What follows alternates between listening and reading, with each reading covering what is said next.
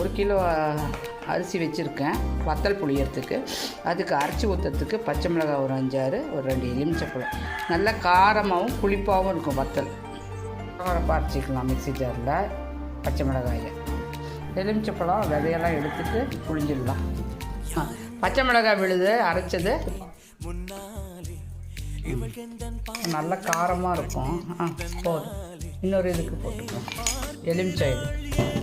இது கொஞ்சம் வடம் வந்து புளிப்பு காரமாக இருக்குமே அப்படின்ட்டு அதுக்காக தான் செஞ்சேன்.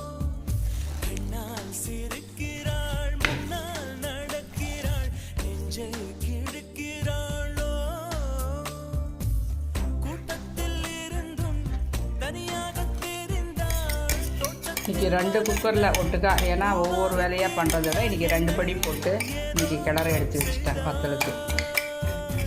கிளறியாச்சு. இப்போ தான் கிளறணும்.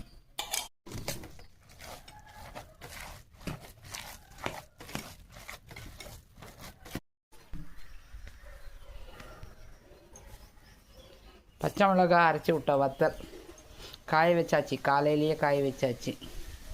நேற்று கொஞ்சம் மோடமாக இருந்ததுனால சரியாக காய வச்சாச்சு.